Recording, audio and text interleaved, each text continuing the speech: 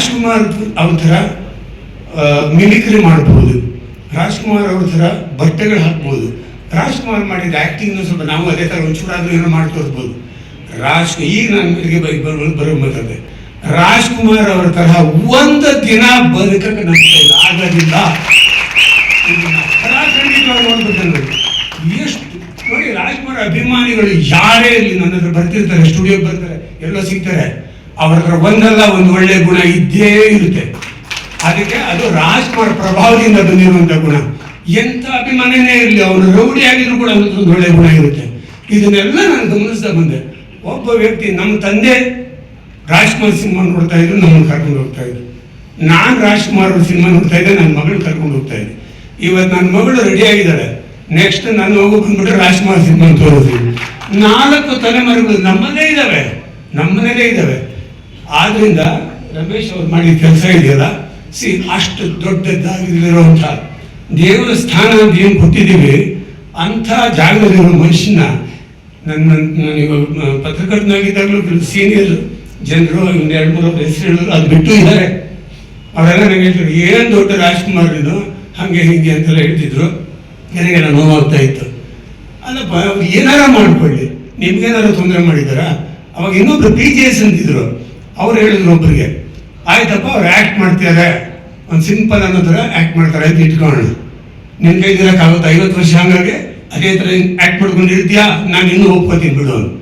ಅದೇ ಅವ್ರು ಮಾಡೋದು ಇನ್ನೂ ಸ್ವಲ್ಪ ಅಂದರೆ ಫೇಸ್ ಇಲ್ಲ ನೋಡು ಅಂತ ಹೇಳ್ಬಿಟ್ಟು ಹೇಳಿದ್ರು. ಬಟ್ ಕೆಲವರು ಆ ಥರ ಇದ್ರು, ಇದ್ಕೊಳ್ಳಿ.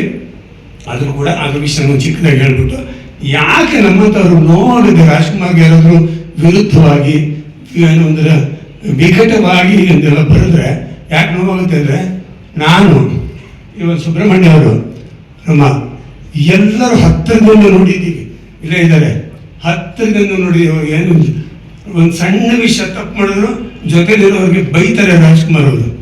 ಸರ್ ಯಾವುದೋ ಈ ಊಟಿ ಗಲಾಟೆ ಆದಮೇಲೆ ಈ ಸುಟ್ಟಾಕಿದ್ರು ಕೆಲವು ತಮಿಳು ಇದನ್ನು, ಆವಾಗ ಕೆಲವು ಅಭಿಮಾನಿ ಸಂಘದ ಕೆಲವು ಸಿಕ್ಕಿದ್ರು ನನಗೆ, ಅವ್ರ ಮನೆ ಅಥವಾ ಅವರ ಇದು ಪುನೀತ್ ಮಾಡ್ಬೇಕಿರ್ಬೇಕು, ಕೆಲವು ಮರೆತು ಬಿಟ್ಟಿದ್ದೀನಿ. ಅವ್ರು ಫಸ್ಟ್ ಹೇಳಿದ್ರು, ಬೆಂಕಿ ಹಾಕ್ತೀರ ನೀವು ಮನೆಗೆ, ಯಾರೋ ಬಡವರು ಕೂಲಿನಲ್ಲಿ ಮಾಡ್ಕೊಂಡಿರೋರು, ಅವ್ರು ಯಾವ ಭಾಷೆನೂ ಆಗಿಲ್ಲ, ಬೆಂಕಿ ಹಾಕ್ತೀರ ಮನೆಗೆ. ಒಬ್ಬ ಮನೆ ಕಟ್ಟಿರ್ತಾನೆ 4, ಇನ್ನೊಬ್ಬ ನನಗೆ ಹೇಳಿದ್ದೆ ಮಿಕ್ಕಿ ಕೆಲವು ಡೀಟೇಲ್ನ, 4 ಮಾಡಿ ನಿಲ್ಕೊಂಡು ಗನ್ ಮ್ಯಾನ್ಗಳು ಇಟ್ಟಿರ್ತಾನೆ, ಆ ಮನೆಗೆ ಬೆಂಕಿ ಹಾಕ್ತೀರ ನೀವಿಲ್ಲ ತಾನೆ? ಪಾಪ ಏನ್ರೆ ಅದನ್ನು ಕೂಲಿನಾಲಿ ಮಾಡ್ಕೊಂಡು ಬದುಕಕ್ಕೆ ಬಂದಿದ್ದಾರೆ, ಇನ್ನು ಯಾರ ಮನೆಗೂ ಬೆಂಕಿ ಹಾಕ್ಬೇಡಿ. ನೋಡಿ, ಭಾಷೆ ಅನ್ನೋದು ಬೇರೆನೇ, ಅದನ್ನು ತಗೊಂಡು ಈ ಥರ ದ್ವೇಷಕ್ಕೆ ತರಬೇಡಿ ಅಂತ ನೇರವಾಗೇ ಹೇಳ್ತಿದ್ರು. ಅದರಿಂದ ನಾವೆಲ್ಲ ನೋಡಿದಾಗ ಮತ್ತೆ ಇವ್ರ ಬಗ್ಗೆ ನೆಗೆಟಿವ್ ಆಗಿ ಯಾಕೆ ಮಾತಾಡ್ತೀರ, ಏನು ಸಿಕ್ತು ನಿಮ್ಗೆ ಇದರಲ್ಲಿ? ಇಲ್ಲ ಸರ್, ನೀವು ಸಿಂಪಲ್ ಮನುಷ್ಯ ಅಲ್ಲ ಅಂತ ಕೆಲವರು. ನಿಮ್ಗೆ ಅನಿಸುತ್ತೆ ಸಿಂಪಲ್ ಅಂದ್ರೆ ನಿಮ್ಮ ಪ್ರಕಾರ ಅಲ್ಲ ಸರ್, ಸರಳವಾಗಿರ್ತೀರಾ, ಬಿಳಿ ಶರ್ಟು ಬಿಳಿ ಪಂಚೆ ಹಾಕ್ಕೋತೀರಾ, ಯಾವ್ದಾದ್ರು ಮೈಸೂರು ಹೋದ್ರೆ ಒಂದು ಸಣ್ಣ ಹೋಟ್ಲಲ್ಲಿ ನಿಲ್ಕೋತೀರಾ, ಬೆಂಗಳೂರು ಬಂದಾಗ ಐಲ್ಯಾಂಡ್ಸಲ್ಲಿ ನಿಲ್ಕೋತಿದ್ದೀರಾ, ಸುಜಾತ ಹೋಟ್ಲು, ಭಾಳ ಸರಳವಾಗಿ ಜೀವನ ನಡೆಸ್ತಿರಲ್ಲ. ಅದರಿಂದ ಓ ಆ ಥರನಾ? ಆಮೇಲೆ ತಿಂಡಿ ಇದೇ ಬೇಕು ಅದೇ ಬೇಕು, ಆ ಹೋಟ್ಲಿಂದ ಬೇಕು ನೀವು ಕೇಳೋದು. ಓ ನೋಡಿ, ನಿಮ್ಗೆ ಒಂದು ವಿಷಯ ಹೇಳ್ಬಿಡ್ತೀನಿ, ನಾನು ಇದ್ದಿದ್ದೇ ಹೀಗೆ. ನನಗೆ ಈ ದೊಡ್ಡ ಹೋಟ್ಲ್ ತಿಂಡಿಗಳು ಆಗೋದೇ ಇಲ್ಲ, ಈ 5 ಸ್ಟಾರ್ ಹೋಟ್ಲಿಲ್ಲ, ಸಪ್ಪಗಿರ್ತವೆ. ನನಗೆ ರೋಡ್ ಸೈಡಲ್ಲಿ ಗಾಡಿ ಕೊಡ್ದಲ್ಲ, ಅದೇ ತುಂಬ ಇಷ್ಟ ಆಗುತ್ತೆ. ಕಾರ್ವಾಗೆಲ್ಲ ಚೆನ್ನಾಗಿ ಮಾಡ್ತಾರೆ. ಅದು ಅಲ್ಲದೆ ಈ ಹೋಟ್ಲಲ್ಲಿ ಏನು ಹೋದಾಗ ಏನಾಗುತ್ತೆ ಅಂದರೆ, ನೋಡಿ ಬೇರೆಯವರಾದ್ರೆ ಪಾಪ ನಿರ್ಮಾಪಕರು ದುಡ್ಡು ಯಾಕೆ ಖರ್ಚು ಮಾಡಬೇಕು ಅಂತ ನಾನು ಸಂದರ್ಭ ಹೇಳ್ತೀನಿ. ನನಗೆ ಈ ಕೆಲವು ಸಲ ಈ ಅವಾರ್ಡ್ಗೆ ಅಂತ ಕರ್ಕೊಂಡು ಹೋಗ್ತಾರೆ, ನನಗೆ ನಿದ್ದೆನೇ ಬರೋದಿಲ್ಲ. ಅವ್ರು ಕೊಡೋ ಹೋಟ್ಲಲ್ಲಿ ಮೆತ್ತಿಗಿರುತ್ತೆ, ದಿಂಬುಗಳು ಮೆತ್ತಿಗಾಗಿ, ನನಗೆ ಗಟ್ಟಿಯಾಗಿ ನೆಲ ಆದರೂ ಪರವಾಗಿಲ್ಲ, ಅದರಲ್ಲೇ ಬರೋದು ಅಭ್ಯಾಸ. ಅದಕ್ಕೆ ನಾನು ಅದೆಲ್ಲ ಸುತ್ತಬಿಟ್ಟು ಒಂದು ಕಂಬಳಿ ಕೊಡ್ರೆ ಅಂತ ಒಂದು 2 ಕಂಬಳಿ ನೆಲದ ಮೇಲೆ ಹಾಕೊಂಡೆ ಕೈ ಇಟ್ಟು ಮಲ್ಕೊಂಡ್ಬಿಡ್ತೀನಿ. ನಾನು ಬದುಕಿದ್ದೆ ಹಿಂಗೆ ಅಂತ. ಈ ರೀತಿ ನೋಡಿ, ಯಾವುದನ್ನು ಅವರು ನಾನು ಅದನ್ನು ಗ್ರೇಟ್ ಅನ್ನೋ ಥರ ತಗೊಳ್ಳೇ ಇಲ್ಲ. ಜೊತೆಲಿ ಈ ಬಿಳಿ ಪಂಚೆ ಶರ್ಟ್ ನೋಡಿ ನಂದಲ್ಲ, ಒಬ್ಬ ಪೈಲಟ್ ಮದ್ರಾಸಿಂದ ಬರಬೇಕಾದ್ರೆ ಹೇಳ್ದ, ನಾನು ಟೀ ಶರ್ಟು ಪ್ಯಾಂಟು ಹಾಕಿದ್ದೆ, ಅಣ್ಣ ನಿಮ್ಮ ಬಗ್ಗೆ ಒಂದು ಗೌರವ ಇದೆ, ನಾನು ತುಂಬ ಗೌರವದ ಭಾವನೆ ಇದೆ, ನಿಮ್ಮ ಲೀಡರ್ಸ್ ನೋಡಿಗೆ ಒಂದು ಬಿಳಿ ಶರ್ಟು ಬಿಳಿ ಪಂಚೆ ಹಾಕಿದ್ರೆ ತುಂಬ ಚೆನ್ನಾಗಿ ಕಾಣ್ತದೆ ಅಂತ ತಗೊಳ್ಳೋನೊಬ್ಬ ಹೇಳಿದ್ದು. ಆ ಪೈಲಟ್ ಒಬ್ಬ ಹೇಳ್ತಾನೆ, ಆ ಥರ ಸರ್ ನಿಮ್ಮ ಪಿಕ್ಚರೆಲ್ಲ ನೋಡಿ ಈ ಥರ ಇದೆ ಅಂತ ನಮಸ್ಕಾರ ಮಾಡಿ ಹೇಳ್ತಾನೆ. ಶುರು ಮೊದಲು ಹೇಳ್ತಾನೆ, ಬೇಜಾರು ಮಾಡ್ಕೋಬೇಡಿ, ಇಲ್ಲ ಬೇಜಾರು ಹೇಳಿ ಅಂತ ಈ ಮಾತು ಹೇಳ್ತಾನೆ. ಅವಾಗ ಹೇಳಿದ್ರು, ಅವ್ನು ಹೇಳಿದ ತಕ್ಷಣ ನಮ್ಮ ಅಪ್ಪಾಜಿ ಜ್ಞಾಪಕ ಬಂದರು. ಅವರು ಬಿಳಿ ಶರ್ಟು ಬಿಳಿ ಪಂಚಾಯತ್ ಇದ್ರು. ಇದೆಲ್ಲ ಅಪ್ಪಾಜಿನೇ ಒಂದು ಬಾಯಿ ಮೂಲಕ ಹೇಳಿಸಿರ್ಬೇಕು ಅಂತ ಆವತ್ತಿಂದ ಇದೇ ನನ್ನ ಯೂನಿಫಾರ್ಮ್ ಆಯಿತು. ನಾನೇನೋ ಈ ಥರ ಇರಬೇಕು ಅಂತ ಇದ್ದಿದ್ದಲ್ಲ, ಅದನ್ನೆಲ್ಲ ನಾನು ತಗೊಂಡೆ ಅಷ್ಟೇ. ಯಾಕೆ ಇವೆಲ್ಲ ಸಣ್ಣ ಸಣ್ಣ ವಿಷಯಗಳು ಹೇಳಿದೆ ಅಂದರೆ, ರಾಜ್ಕುಮಾರ್ ಅವ್ರನ್ನ ಅರ್ಥ ಮಾಡ್ಕೊಳ್ಳೋದೇ ಕಷ್ಟ, ಅಷ್ಟು ಸುಲಭ ಅಲ್ಲ. ನಾವು ಅಂದ್ಕೊಂಡಿದ್ದ ಥರ ಅಲ್ಲ, ಅದಕ್ಕಿನ್ನ ಮೇಲಿದ್ದಾರೆ ಅವರು. ಇಲ್ಲಿದ್ದಾರೆ, ಇನ್ನೂ ಮೇಲೆ ಹೋಗ್ತಾರೆ, ಹಿಮಾಲಯದಷ್ಟು ಅದಕ್ಕಿಂತ ಮೇಲಿರ್ತಾರೆ, ಮೇರು ಪರ್ವತ. ನಾನು ಇಷ್ಟು ಮಾತು ಹೇಳ್ತಾ, ನಿಜವಾಗಿ ರಮೇಶ್ ಅವರು ನಮ್ಮಂಥವ್ರಿಗೆ, ಒಂದು ನಮ್ಮಂಥವ್ರ ನೋವಿಗೆ ಇದೇನಪ್ಪ ಇನ್ನು ಹೇಳ್ದೆ ಕೇಳದೆ ಎಗ್ಗಿಲ್ದೆ ಸಿಗ್ಗಿಲ್ದೆ ಹೆಂಗ್ ಬೇಕಾದ್ರೂ ಹೇಳ್ತಾ ಇರ್ತೀರಾ, ಬರಿತಾ ಇರ್ತೀರಾ, ಇವೇನು ಹೇಳೋರು ಕೇಳೋರೇ ಇಲ್ವಾ ಅನ್ನೋ ಥರ ಇರೋದು. ನಮಗೆಲ್ಲ ಧೈರ್ಯ ಇಲ್ಲ ಇವರಷ್ಟು ಹೋರಾಟ ಮಾಡೋಕ್ಕೆ.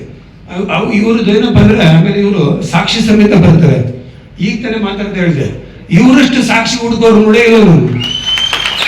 ಅದು ಪಾಲಿಟಿಕ್ಸ್ ಅಲ್ಲಾಗಲಿ, ಸಿನಿಮಾದಲ್ಲಾಗಲಿ, ಈಗ ಕೂತಿರೋರಲ್ಲಾಗಲಿ ಯಾರು ಹಿಂಗೆ ನೋಡ್ಬೇಕಾದ್ರೆ ಸಾಕ್ಷಿ ಹಿಡ್ಬಿಡ್ತಾರೆ. ಅಂದ್ರೆ ಅವ್ರು ಅಷ್ಟು ಡೆಡಿಕೇಟೆಡ್ ಆಗಿ ವರ್ಕ್ ಮಾಡಿ ಬೇಕಾದ ವಸ್ತುನ ಒಟ್ಟು ಮಾಡಿ ಹಿಂಗೆ ಇರ್ತಾರೆ. ನಾವು ಸುಮ್ಮನೆ ನಂಗೆ ಬೇಜಾರಿದ್ರೆ ಏನು ಮಾಡೋಕ್ಕಾಗುತ್ತೆ, ನಿಂಗೆ ಬೇಜಾರಾಗುತ್ತೆ, ನನಗೆ ಇನ್ಯಾರು ಅಂದ್ರೆ ಬೇಜಾರಿದೆ, ಹಿಂಗೆ ಹೋಗುತ್ತದು. ಇದನ್ನ ಅವ್ರು ಹೇಳ್ತಾರೆ, ಹಿಂಗೆ ಇಡ್ತಾರಲ್ಲ, ಅದು ಗ್ರೇಟ್. ಮಾತಾಡೋದು ಎಷ್ಟು ಬೇಕಾದ್ರೂ ಮಾತಾಡ್ಬೋದು, ಯಾರ ಮೇಲೆ ಬೇಕಾದ್ರು, ಬಟ್ ಅದಕ್ಕೆ ರುಜುವಾತ ಬೇಕಲ್ಲ, ಅದಕ್ಕೊಂದು ಸಾಕ್ಷ್ಯಾಧಾರ ಬೇಕಲ್ಲ. ಅದನ್ನ ಇವರು ಭಾಳ ಈಗ ಸಣ್ಣದಾಗಿ ಸುಮ್ಮನೆ ಹಿಂಗೆ ನೋಡ್ತಿರುವಾಗಲೇ ಅನ್ನಿಸ್ತು, ಎಲ್ಲೆಲ್ಲಿಂದೆಲ್ಲ ಹಿಡಿದಾಕ್ಬಿಟ್ಟಿದ್ದಾರೆ ಅಂತ. ಸೊ ಆಲ್ ದ ಬೆಸ್ಟ್ ನಿಮಗೆ. ಅಣ್ಣ ಅವರ ಅಭಿಮಾನಿಗಳಿಗೆ ನೀವು ಇವತ್ತಿನ ದಿವಸ ಅಚ್ಚುಮೆಚ್ಚಿನ ನಾಯಕರೇ ಆಗಿದ್ದೀರಿ. ನಾನು ಎಷ್ಟೋ ಜನರ ಮಾತಾಡೋದು ನೋಡಿ, ಇವಾಗ ಹೆಸರು ಬಂದ, ಸರ್ ಅವ್ರು ಏನು ಗೊತ್ತಾ ಸರ್ ಹಿಂಗೆ ಬರುತ್ತೆ. ಸೊ ಒಳ್ಳೇದಾಗಲಿ ನಿಮಗೆ, ನಿಮ್ಮ ಕೆಲಸ ಮುಂದುವರಿಲಿ. ಆಮೇಲೆ ಅದನ್ನು ಹೇಳ್ತಾರೆ, ಈಗ ಯಾಕೆ ಬೇಕಿತ್ತಾ ಇಲ್ಲಲ್ಲ ಅಂತ. ಯಾವಾಗ ಬೇಕಿತ್ತೋ ಯಾವಾಗ ಬೇಡ ಇತ್ತೋ ಬೇರೆ ವಿಷಯ. ಯಾಕೆ ಒಬ್ರು ಓಕೆ, ಇವಾಗ ಇನ್ಯಾರು ಹರ್ಟ್ ಮಾಡಿದ್ರೆ ಒಪ್ಕೋತೀರಾ? ನಿಮ್ಮ ತಾತನ ಯಾರಾದ್ರೂ ಅಂದ್ರೆ ಒಪ್ಕೋತೀರಾ? ಅವ್ರು ಇದಾರೋ ಇಲ್ವೋ ಅದು ಬೇರೆ ವಿಷಯ. ನಮ್ಮ ತಾತ ಹಂಗಾರ ಕಡೆ ಇದ್ದಿದ್ದು ಅಂತ ಹೋಗಲ್ಲ ನಾವು, ಅಷ್ಟೇ ವಿಷಯ ಇಲ್ಲಿ. ಸೊ ಈ ಒಂದು ವಿಷಯಕ್ಕೆ ನಾನು ಅವ್ರನ್ನ ಅಭಿನಂದಿಸ್ತೀನಿ.